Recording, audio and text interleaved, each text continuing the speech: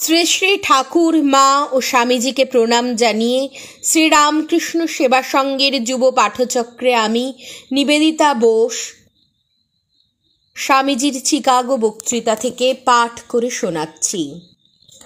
নমো শ্রী জ্যোতিরাজায় বিবেকানন্দ সুরায় সচ্চিৎ সুখ স্বরূপায় স্বামিনে তাপহারিণে। বেশ, তাহা হইলে বুঝা গেল যে মানুষের আত্মা অনাদি, অমর, পূর্ণ ও অনন্ত এবং কেন্দ্র পরিবর্তন বা দেহ হইতে দেহান্তরে গমনের নামে মৃত্যু। বর্তমান অবস্থা পূর্বানুষ্ঠিত কর্ম দ্বারা এবং বর্তমান কর্ম দ্বারা ভবিষ্যৎ নিরূপিত হয়। আত্মা জন্ম হইতে জন্মের পথে, মৃত্যু হইতে মৃত্যুর দিকে কখন বিকশিত হইয়া, কখন সংকুচিত হইয়া অগ্রসর হইতেছেন। কিন্তু এখানে আর একটি প্রশ্ন ওঠে। প্রচণ্ড বায়ুমুখে ক্ষুদ্র তরণী যেমন একবার ফেনময় তরঙ্গের শীর্ষে উঠিতেছে, পরক্ষণেই মুখবেদানকারী তরঙ্গ গহ্বরে নিক্ষিপ্ত হইতেছে, সেইরূপ আত্মাও কি সৎ কর্মের একান্ত বশবর্তী হইয়া ক্রমাগত একবার উঠিতেছে ও একবার পড়িতেছে। আত্মা কি নিত্য প্রবাহিত প্রচণ্ড গর্জনশীল অদম্য কার্যকারণ স্রোতে দুর্বল অসহায় অবস্থায় ক্রমাগত ইতস্তত বিতাড়িত হইতেছে? আত্মা কি একটি ক্ষুদ্র কীটের মতো কার্যকারণ চক্রের নিম্নে স্থাপিত, আর ওই চক্র সম্মুখে যাহা পাইতেছে তাহাই চূর্ণ করিয়া ক্রমাগত বিঘূর্ণিত হইতেছে? বিধবার অশ্রুর দিকে চাহিতেছে না? পিতৃমাতৃহীন বালকের ক্রন্দন শুনিতেছে না? ইহা ভাবিলে মন দমিয়া যায়। কিন্তু প্রাকৃতিক নিয়মই এই। তবে কি কোনো আশা নাই? পরিত্রাণের কি কোনো পথ নাই? মানুষের হতাশ হৃদয়ের অন্তঃস্থল হইতে এইরূপ ক্রন্দনধ্বনি উঠিতে লাগিল। করুণাময়ের সিংহাসন সমীপে উহা উপনীত হইল।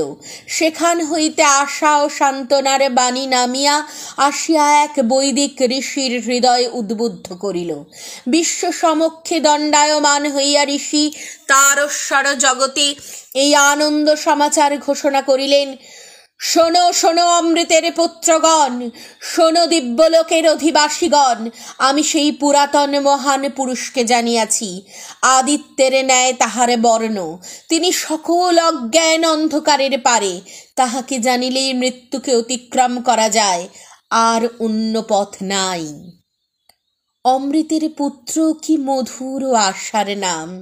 হে ভাতৃগণ, এই মধুর নামে আমি তোমাদের সম্বোধন করিতে চাই। তোমরা অমৃতের অধিকারী।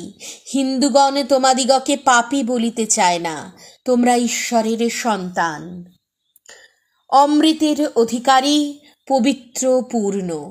মর্তভূমির দেবতা তোমরা। তোমরা পাপী।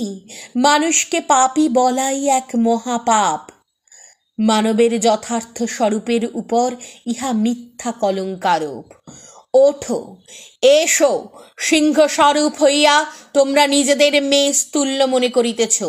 ভ্রমজ্ঞান দূর করিয়া দাও। তোমরা অমর আত্মা, মুক্ত আত্মা, চির আনন্দময়। তোমরা জড় নও, তোমরা দেহ নও। জড় তোমাদের দাস, তোমরা জড়ের দাস নও। এইরূপে বেদ ঘোষণা করিতেছেন। কতকগুলি ক্ষমাহীন নিয়মাবলীর ভয়াবহ সমাবেশ নয়, বা কার্যকারণের কারাবন্ধন নয়, কিন্তু এই সকল নিয়মের ঊর্ধ্বে প্রত্যেক পরমাণু ও শক্তির মধ্যে অনুসূত রহিয়াছেন এক বিরাট পুরুষ, যাহার আদেশে বায়ু প্রবাহিত হইতেছে, অগ্নি প্রজ্বলিত হইতেছে, মেঘ বাড়ি বর্ষণ করিতেছে এবং মৃত্যু জগতে পরিভ্রমণ করিতেছে। তাহার স্বরূপ কি? তিনি সর্বব্যাপী, শুদ্ধ, নিরাকার, সর্বশক্তিমান। সকলের উপরেই তাহার করুণা। তুমি আমাদের পিতা, তুমি আমাদের মাতা, তুমি আমাদের পরম প্রেমাস্পদ সখা বন্ধু। তুমি সমস্ত শক্তির মূল, তুমি আমাদের শক্তি দাও। তুমি বিশ্বজগতের ভার ধারণ করিয়া আছো। এই ক্ষুদ্র জীবনের ভার বহন করিতে আমায় সাহায্য করো। বৈদিক ঋষিগণ এইরূপ গানই গাহিয়াছেন। আমরা কিভাবে তাহাকে পূজা করিব?